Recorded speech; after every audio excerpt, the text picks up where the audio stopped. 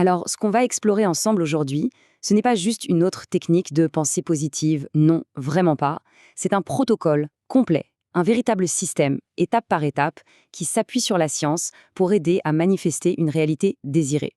On va laisser de côté les vœux pieux, tout ça, pour se concentrer sur ce qui se passe au niveau de la neuroscience. Voici un peu la feuille de route. On va commencer par le plus important, comprendre pourquoi la plupart des tentatives échouent. C'est essentiel. Ensuite, on va décortiquer les 3 piliers du succès. La précision, la fréquence et le fameux lâcher-prise. Et pour finir, on verra un plan d'action très concret pour tout mettre en pratique. C'est vraiment le plan directeur complet pour passer de l'intention à la réalité. Avant même de parler de la bonne méthode, il faut absolument comprendre pourquoi les anciennes ont pu échouer. C'est en identifiant clairement ces pièges, qui sont super courants, qu'on va pouvoir construire une stratégie qui, cette fois, fonctionnera vraiment. Ce chiffre, il est assez stupéfiant, non ?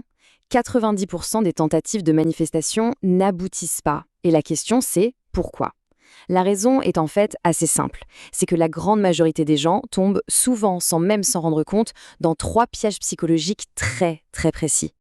Et voilà les 3 coupables. Le premier, c'est l'intention floue, celle qui ne donne aucune direction claire au subconscient.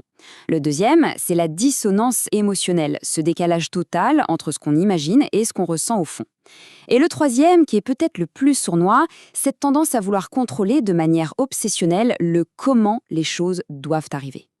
Cet exemple illustre parfaitement ce qu'on appelle la loi du moindre effort.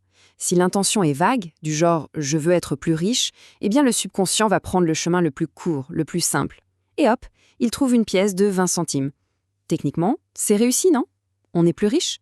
Mais ce n'est évidemment pas le résultat qu'on attendait. Une intention précise, elle, ne lui laisse aucune marge de manœuvre. Ok, passons maintenant à la solution. Le premier pilier, c'est l'antidote direct à cette fameuse intention vague. L'idée, c'est de définir l'objectif avec une clarté absolue, une précision qu'on pourrait qualifier de chirurgicale. Le concept clé ici, c'est la définition sensorielle. Dire « je veux une maison », ça ne me sert à rien. Par contre, désormais, j'ai une maison de 150 mètres carrés avec 3 chambres, un jardin situé à Bruxelles avec vue sur l'Atomium où le matin j'entends les oiseaux et je sens l'odeur du café. Ah, là, c'est une commande claire, nette, précise que le subconscient peut enfin traiter. Le point crucial, c'est vraiment ça. Transformer une intention diffuse, un peu comme un gros projecteur qui éclaire vaguement une zone, en un laser d'une précision extrême. Quand la cible est aussi claire, le subconscient n'a tout simplement pas d'autre choix que de concentrer absolument toutes ses ressources pour l'atteindre. On passe maintenant au deuxième pilier. Et là, on touche au véritable moteur de tout le processus. Si la précision, c'est la cible, alors la fréquence émotionnelle, c'est le carburant du missile. C'est ici qu'on va corriger cette fameuse dissonance émotionnelle dont on parlait. Ce principe est absolument fondamental. La communication avec le subconscient, ça suit une sorte de règle des 80-20. L'image mentale, ce qu'on visualise, ça ne compte que pour 20% du message. Les 80% restants, la part qui fait vraiment la différence, c'est l'émotion, le ressenti. Visualiser l'abondance tout en se sentant stressé par les factures, c'est envoyer un message complètement contradictoire. Et le subconscient, lui, il écoute toujours l'émotion en priorité. Alors la question, c'est comment on fait concrètement pour générer et maintenir cette bonne fréquence, celle qui dit « c'est déjà là, c'est déjà accompli ». Eh bien, le processus se déroule en 5 étapes bien claires. Ça va de la vérification de nos propres croyances jusqu'à la normalisation du désir, en passant par l'ajustement de notre dialogue intérieur. Commençons par la conviction. C'est simple. Si on gagne 2 000 € par mois et qu'on essaye de manifester 1 million d'euros d'ici 3 mois, mais que notre croyance d'y arriver est à 2 sur 10, l'esprit conscient va juste bloquer l'information. C'est ce qu'on appelle l'escalier de la conviction. Il faut ajuster l'objectif à un palier plus crédible, où notre conviction atteint au moins 8 sur 10. C'est comme vouloir prendre une porte déjà ouverte plutôt qu'une porte blindée. Pour la deuxième étape, la charge émotionnelle, il y a une technique hyper puissante. Pendant la visualisation, il faut imaginer une scène où une personne qu'on aime, qu'on respecte profondément, nous félicite. « Tu l'as fait, je suis tellement fière de toi ».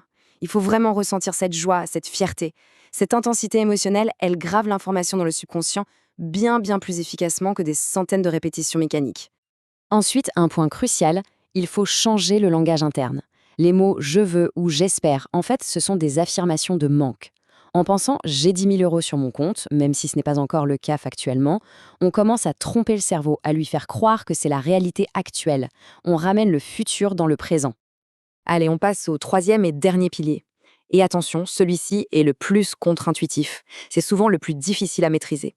C'est l'antidote au contrôle obsessionnel, c'est tout l'art du lâcher-prise. La règle d'or, elle est simple en apparence. Le rôle est de définir le résultat, pas le chemin pour y arriver.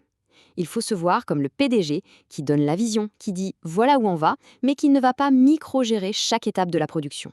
L'univers ou le subconscient, peu importe comment on l'appelle, se charge de la logistique. Le problème, quand on essaye de forcer un chemin bien spécifique, c'est qu'on se concentre sur une seule et unique possibilité parmi une infinité d'autres.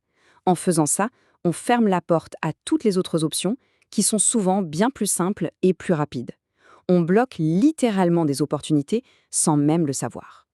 Attention, lâcher prise, ça ne veut pas dire inaction totale, pas du tout. Il s'agit d'aligner la pensée, l'émotion et l'action.